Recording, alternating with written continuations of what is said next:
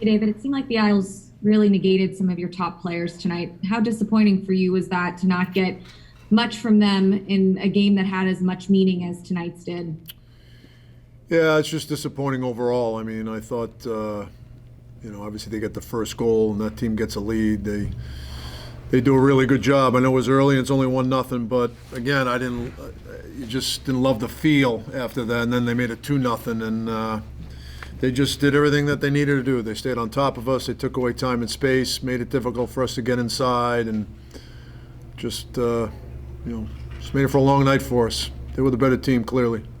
David, as up for this game as you guys must have been with your playoff hopes on the line, are the Islanders the kind of team you have to size yourselves up against when thinking about what you need to do to become real cup contenders? And I guess what's your evaluation of that throughout all your meetings with them this season?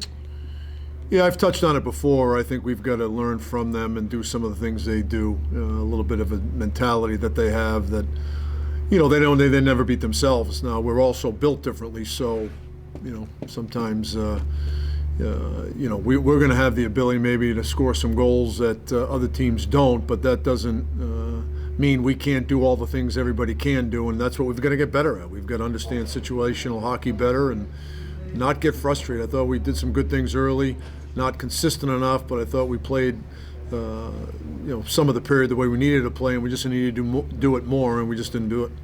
David, you touched on the good start for the Islanders, but what do you make of your team's response, the lopsided result with everything on the line? I mean, you talked about being disappointed, but is there anything more specific that troubled you with this result?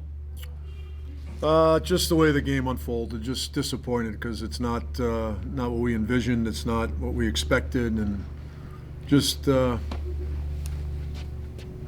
just something that we're going to have to learn from, and obviously. It's a game of this magnitude. We've got to learn how to win games like this. Dave, do you have any kind of an update on Ryan Lindgren? I mean, he left the game there in third period.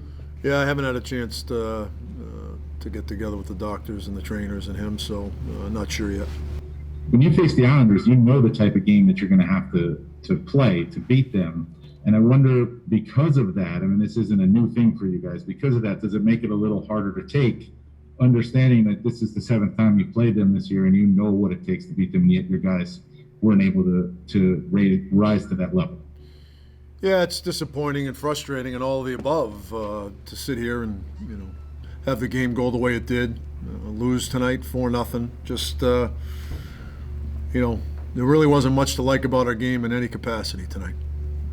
If Ryan does have to miss time, especially after losing Truba, even though you've said he's closed, what kind of position will that put you guys in as far as your decor? Yeah, I mean, it's a year where people have had to dig to the 8th, 9th defenseman, and we're no different. So if that's the case with Ryan, then that's what we're going to have to do.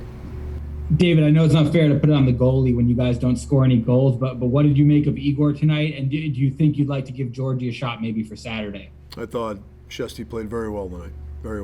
And again, haven't thought much about Saturday. David, do you have an update on Chris Kreider and what's going on with him? Yeah, it's again, he's day to day. Game time decision, wasn't able to go, so I'll know more. We'll know more tomorrow.